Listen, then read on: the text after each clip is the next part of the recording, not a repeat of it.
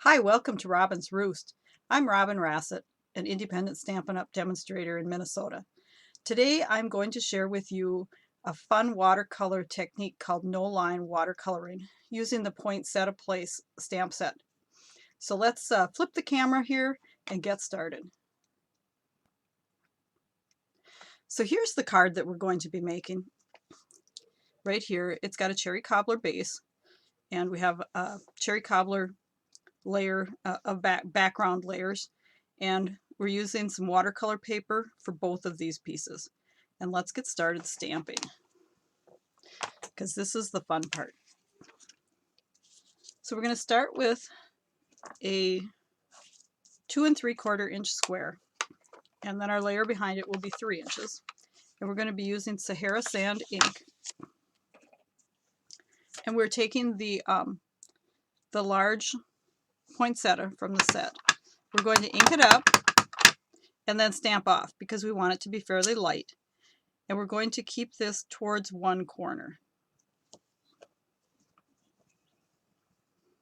So not smack dab in the middle.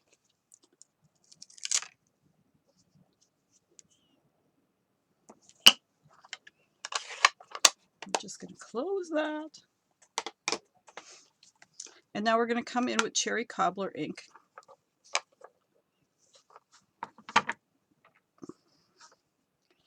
And an aqua painter or brush with a glass of water handy. And we're going to start just by, I better get a little bit more ink in here. So if you can either squish your ink onto your lid of your ink pad, or if you don't like to do that, you can take one of your clear blocks and just go ahead and pick up ink on the clear block and use that as your palette. Either method works well. So we're going to get quite a bit of water in with our ink, and then we are going to start just in the inside of the petals, and go ahead, go on a little bit lighter, and we're going to do all of the petals. And I usually have a piece of paper towel here that I don't have one handy, but I do happen to have a Kleenex here. I'm going to start with that. Okay. Now we're just going to go around to every other one.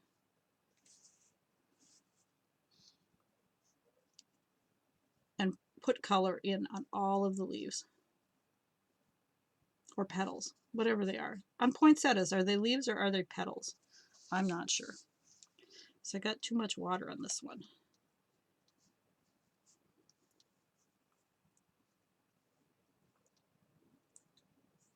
And you're going to do every other one, because when they're wet, they tend to smear together. Make sure you get ink in all of the petals. Don't worry too much about what they're going to look like, and try to get them just fairly light and filled in for this first round. You're going to be adding ink going in layers. Always remember you can add more color if it's too light, but it's difficult to take color away if you get it too dark. And then after you've gone around for one layer, go ahead and do the ones that were in between. And leave the spaces in between in the center, leave those blank, because you're going to be coming back in with a darker color and filling that in for shadow.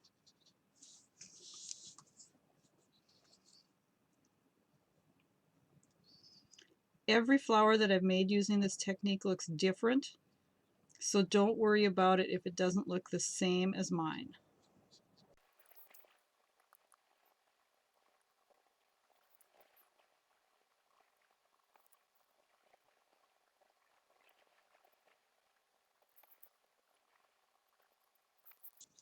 You can see I've got my first petal way too dark, but we'll see if we can't blend it in eventually. Or it'll be the ugly duckling of the petals. Now once we have everything all covered once, we're going to go around and do that same thing again. Just basically going back and adding some more color along the edges and getting it as dark as you want. Now, poinsettias range from pink to red, so you know, feel free to use whatever depth of color that you like or prefer.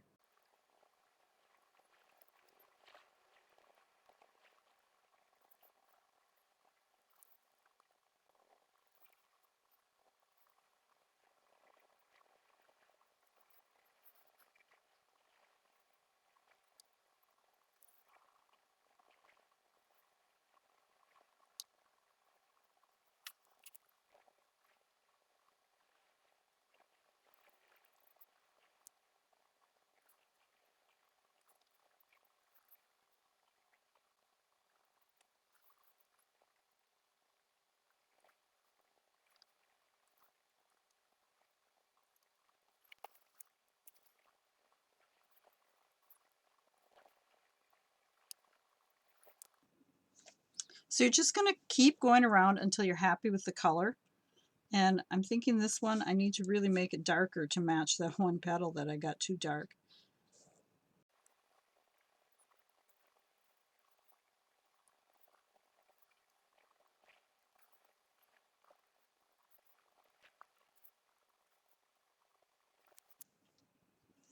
So you can see as you're doing this, your stamped image starts to pretty much disappear and you're not going to see those lines. So once you have it all as dark as you want it, we're going to switch to some Mary Merlot, which is a real dark burgundy color. And we need to be pretty cautious with this because it is really dark. And we're going to come in, and in the center here we have little circles. Let me see if I can find, here we go. So if you look at if you start to lose your image, you'll see that there's 1, 2, 3, 4, 5, 7 little circles in the center here of the stamped image. And we're just going to take the Mary Merlot and draw in those circles. And I didn't stamp my image quite dark enough, and I've kind of lost those. So I'm going to draw little outlines of those circles with the brush. And then in the white spaces in between, I'm going to go ahead and fill in this dark Mary Merlot. So it's our shadows between the petals.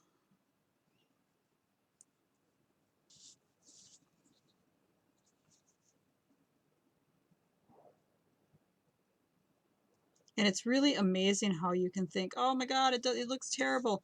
And I caution you not to give up on your piece until you've completed it, because it's pretty amazing how it will kind of look like an ugly duckling for a little while and then turn into a swan.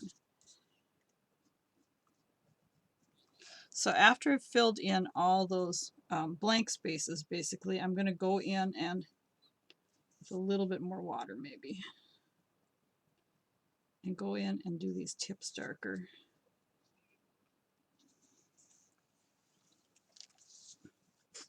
If you're finding that that it's blending from one petal to another, you might want to like skip a petal again, like you were doing when you were excuse me, filling in the petals in the first place.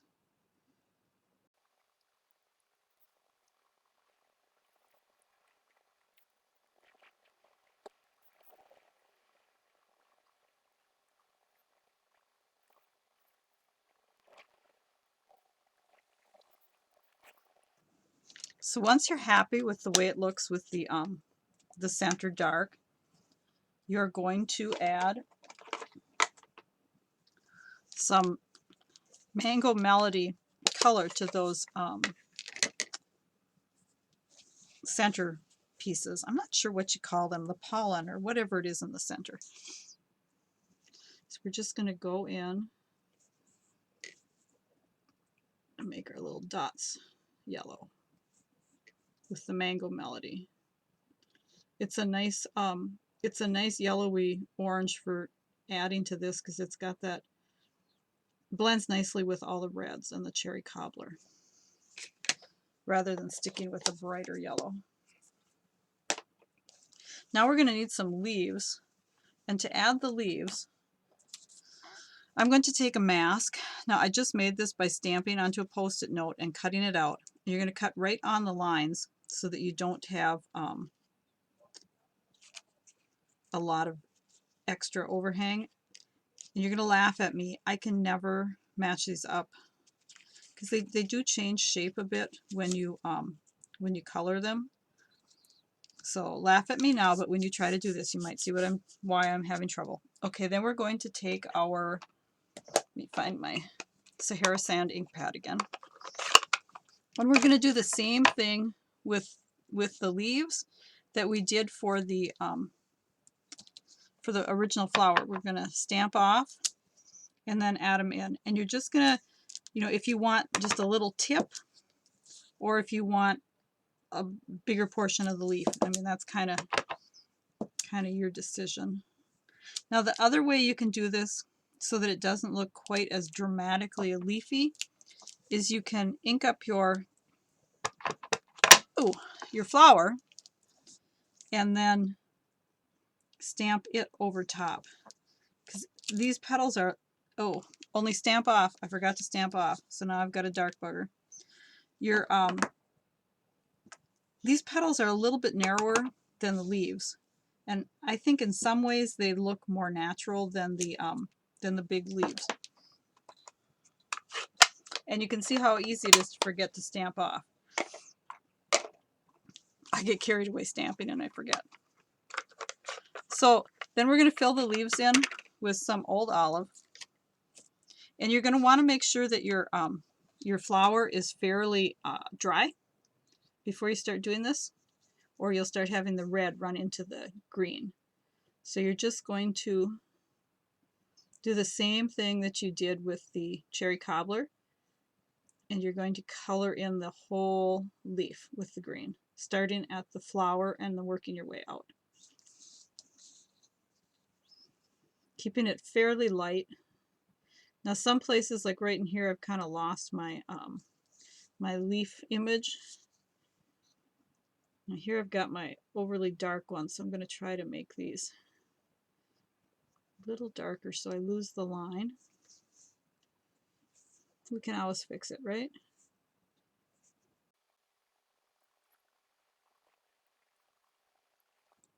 And think deeper color along the flower and then pull it out away from the flower and to get lighter.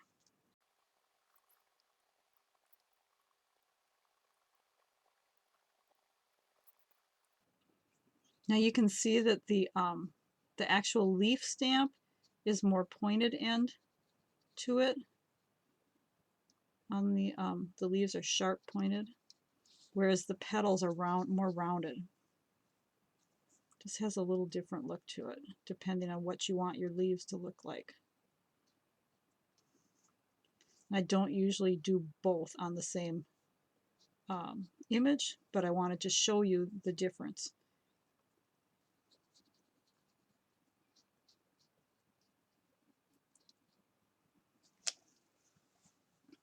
See, sharp pointed leaf like this, or more rounded leaf. So then after you have them all colored in, you're going to do kind of the same thing that you did with your flower, and you're going to go in and add just a little bit darker color along the flower.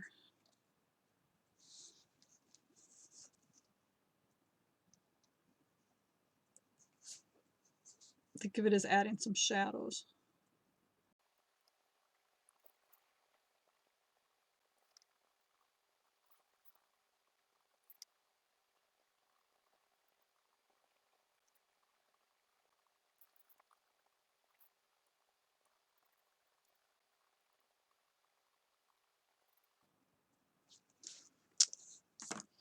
Then, once you have your flower the way you want it, we're going to do the background. So you're going to come back in with the Sahara Sand.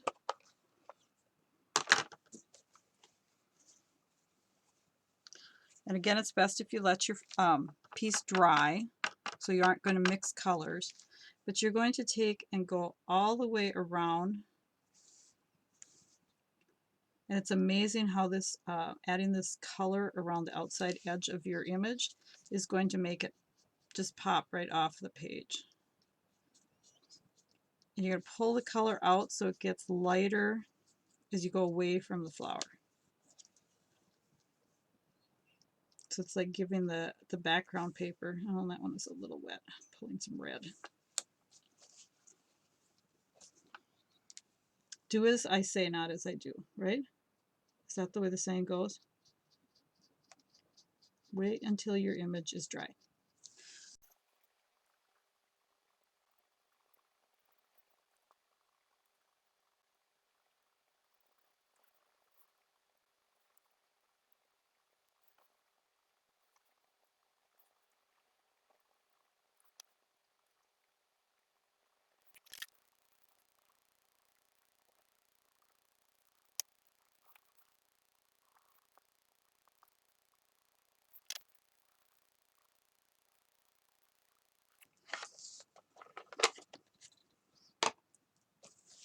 Now, if you want to wow your friends by telling them that this was a hand-colored poinsettia, they'll never know that it started from a stamp.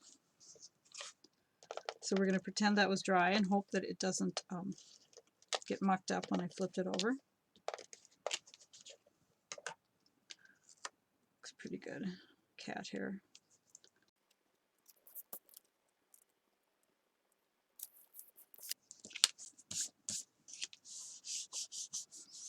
Burnish it good because of being wet. It does like to curl. And then let's do our other stamping. So we're going to have our Merry Christmas. And you could go ahead and use either the Cherry Cobbler or the Merry Merlot. Both of them are going to match really well. I've got the Cherry Cobbler here.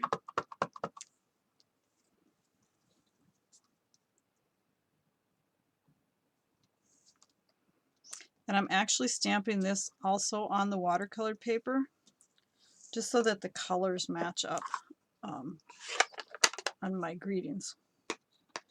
And then somewhere here I have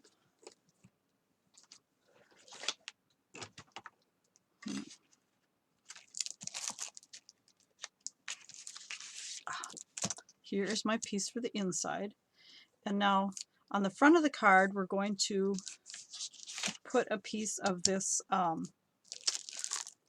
patterned paper from the classic Christmas set, which comes in the Quite Curvy bundle, I believe it's called. Oh, and I managed to get ink on my card from my fingers. So we're going to flip that over. Okay, now we're going to stamp this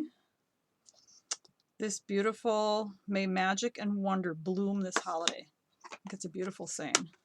Some of these sets have such beautiful sayings for the insides, which I love because I'm not a real good at thinking of what to write other than love Robyn. So we're going to do that, and then we're going to take the old olive and that leaf stamp. Oops, let's not get it on everything else. And we're going to just do a little sprig here and another sprig here. Seems really awkward, I'm not sure why. And then we're going to do one over here.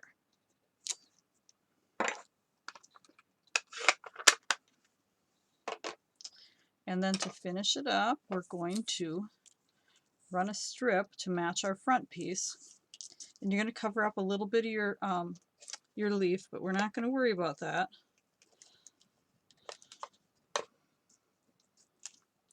And both sides of this paper are pretty, so you could use either side, but I chose to do the little pine trees because I kind of like pine trees. I'm going to run this right along the edge. So now we're going to layer everything together onto our card base.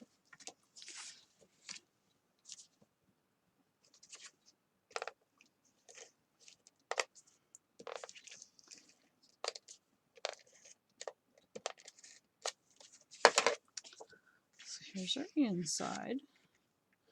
And this is a 4 by 5 1/4 piece again, which is kind of our standard first layer on one of our cards. And we've got a pretty inside. Now let's layer up our outside. Oops.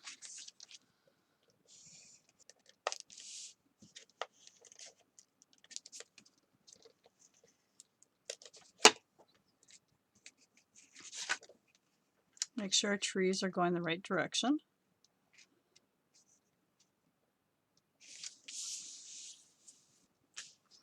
Okay, now comes the difficult part. We have to decide.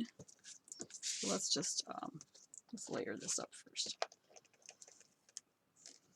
Sometimes I like to lay my pieces out before I put it on the card. Now I had this one so that it just is the same length long ways, but then has a space around it. And I will have these measurements on my blog post. So this is going to go on the tip of here. So we need to decide which direction do we really want our card or our flower. So I kind of thought that it would go so the image or the greeting would go over this blank spot, but you just never know how it's going to turn out. I think that is how we're going to put it.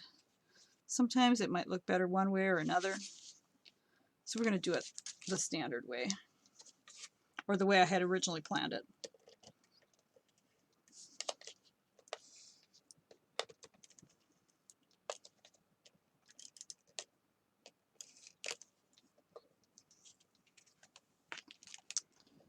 Okay, so we're going to have the tips go right to the edge of the card on all 3 sides.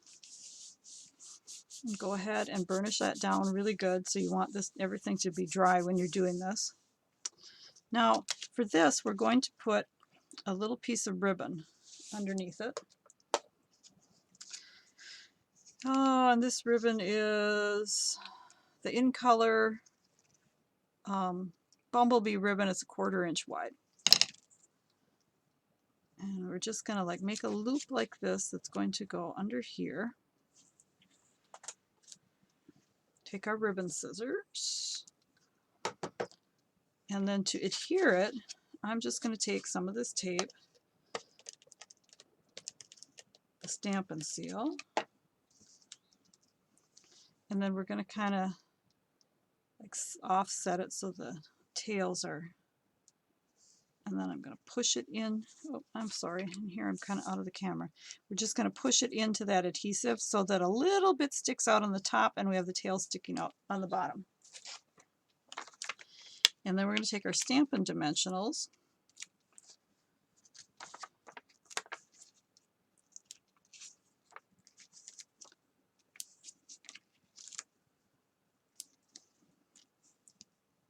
Oops, hit that one off already.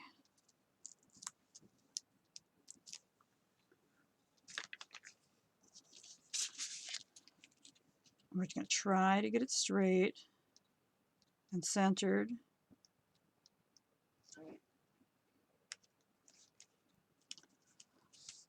And there. And I just wanted to show you, I've got a few other ones here that I have painted. So you can see this one is real pinky. Here's a darker one, and it has the actual leaves. This one was done with the flower for the leaves. And here's another one. I've got a different background on it, and it's a little darker colored again. And then we're going to put these champagne rhinestones, which are just so pretty and elegant looking. We're going to add a few of these onto here. I like to use the pointed end. Some of my girls like to use the other end, so that's why that was out there. We're just going to add 3 of these. Maybe we'll use 2 little ones and 1 big one. Just do 1 here. I'm never quite sure where to put these, but I like to just scatter them around kind of all over.